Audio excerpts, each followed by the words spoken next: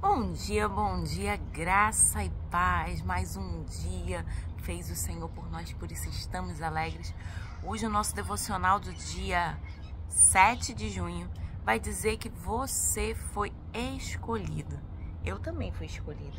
Glória a Deus por isso. Deus é bom e a sua misericórdia dura para sempre. E nessa escolha, Ele nos escolheu para a sua glória e louvor. Então vamos nos apropriar disso. A gente não é qualquer coisa não, povo lindo. A gente não é qualquer coisa. A gente é escolhido, separado, amparado para a glória e louvor do Senhor. Para dar frutos bons e que os nossos frutos permaneçam. Você foi escolhido.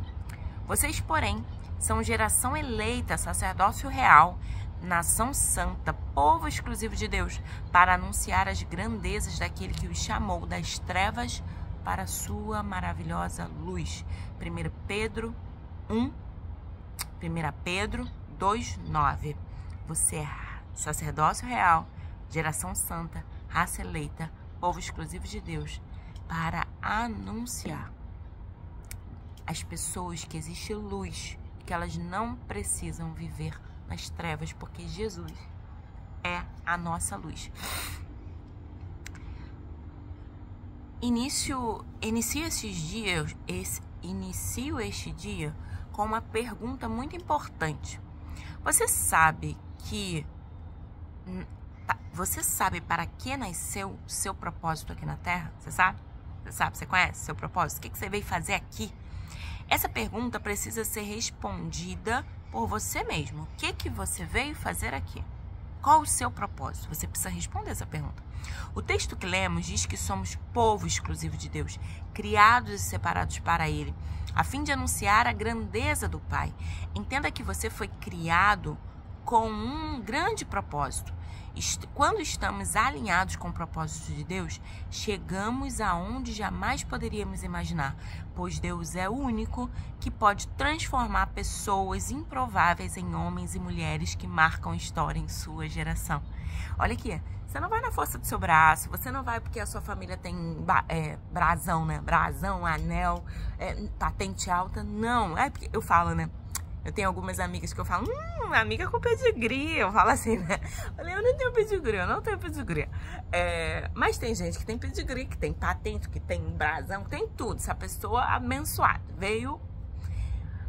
Mas nós temos um pai que ele não olha pra isso. E ele muda a história. Ele muda a história. Ele nos dá inteligência. Ele nos... ele faz com que a gente veja diferente. Quem a gente é? Nossa, não é nada, coisa nenhuma. Não sou coisa nenhuma não, meu amor. Eu sou povo santo, raça eleita, propriedade exclusiva de Deus e vim anunciar a luz nessas trevas desse mundo. Não. E isso você vai fazer aonde? No seu trabalho, na sua igreja, na sua vizinhança, na sua família, no seu bairro, com seus amigos. Aonde você estiver. Porque a igreja, eu sou da Igreja Metodista do Barreto. A Igreja Metodista do Barreto é um lugar físico, mas ela não vai andando para o meu trabalho, ela não atende a família para mim, não. Ela não sai assim, imagina a igreja, peraí que eu tenho que ir lá no Rio para poder, porque o irmão fulano tá lá, eu vou lá no Rio. Não é isso que é a igreja. A gente se reúne ali, o lugar que os santos se reúnem. Como diz, os santos separados, não é santos perfeitos não, tá? É santos separados. A Bíblia diz em Salmo 133, assim, ó comum e com suave é que os irmãos vivam em união. É como óleo precioso, o óleo que desce da barba de Arão. Ali há cura e vida para o povo. Quando o povo de Deus se reúne, é isso que acontece. 2 ou 3 reunidos em meu nome, ali eu estarei, estamos juntos. E aí a glória de Deus desce, e a cura, a libertação, a cadeias quebradas, a portas abertas. Por isso que a gente vai à igreja. E aí a gente tem um lugar físico para se reunir, porque é a organização, né? Imagina se a gente fosse para cá e para lá. E será que a minha casa dá, meu apartamento dá os irmãos todos? Não dá, então a gente tem que ter um espaço para ir lá, tem que ir. E você tem uma igreja para você. Tem uma igreja, um lugar para você ir congregar. Porque a igreja, ela não sai, vai lá no meu trabalho, não. Quem vai sou eu. Porém, eu preciso ter o óleo precioso que desce na união do povo para ter cura. Tá entendendo? É isso. Algo que aprendi desde cedo é que viver fora do propósito de Deus é o pior que pode acontecer a uma pessoa. Quando me dei conta de que não havia consultado a Deus para saber que faculdade cursar, resolvi fazer isso e entendi claramente em meu coração que deveria mudar. Tranquei a matrícula no curso de economia, que estava no 7º período, e atendi ao chamado de Deus, iniciando a faculdade de teologia. Olha aqui. Irlânia, mas eu vou largar, eu tô no 10º período, você tá infeliz? Ó, eu conheci uma menina que ela tava há 10 anos numa faculdade. Falei, mas gente, por que você tá nessa faculdade? Não, porque eu tenho que terminar, não. A faculdade de 4 anos, mas você levou 10? Eu falei, então termina logo, você tá proibida de adiar isso, já que você quer esse bendito desse canudo.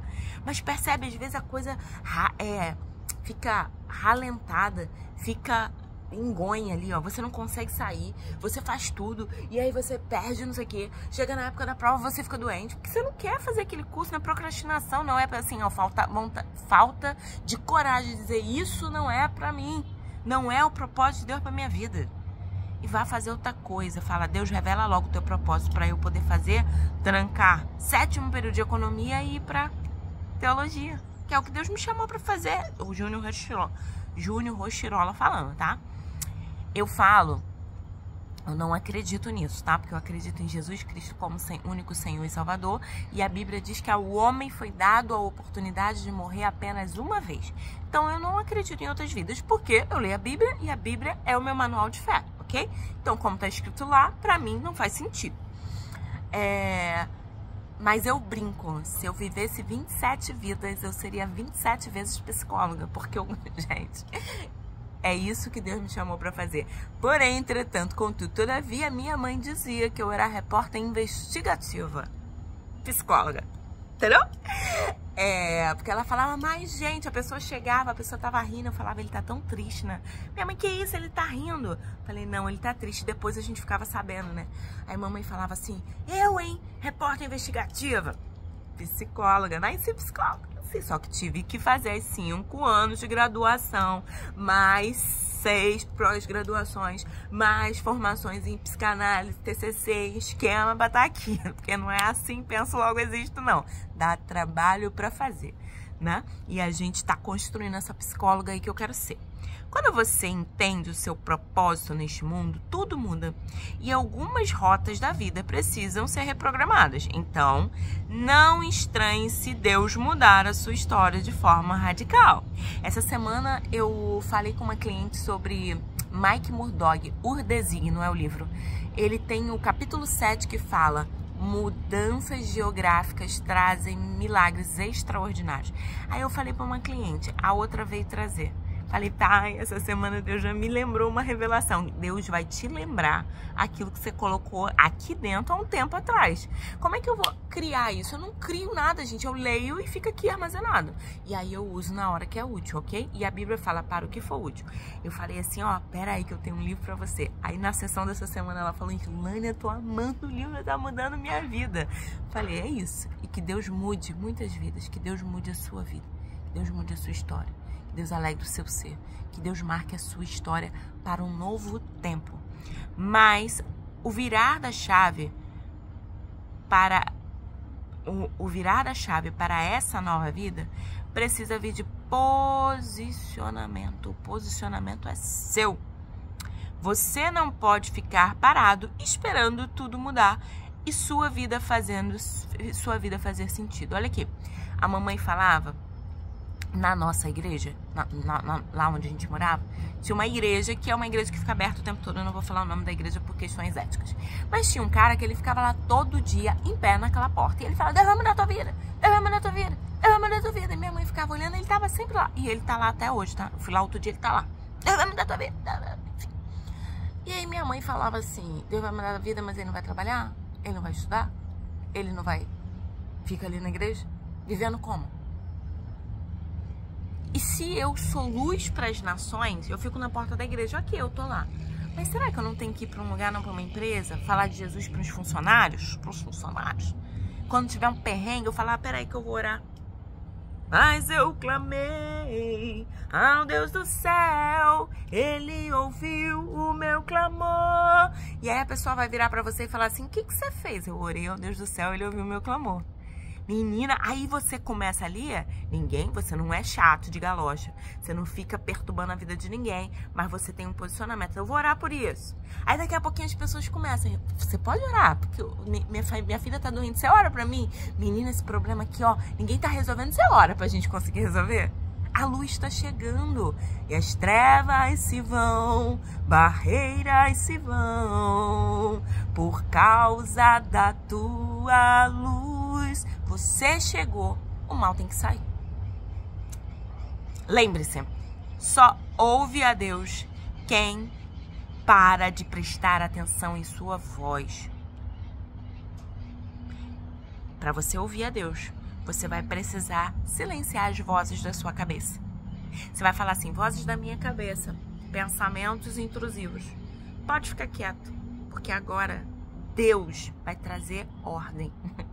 Deus vai na frente, abrindo o caminho, quebrando as correntes, tirando os espinhos, ordena os anjos para contigo lutar. Ele abre as portas para ninguém mais fechar.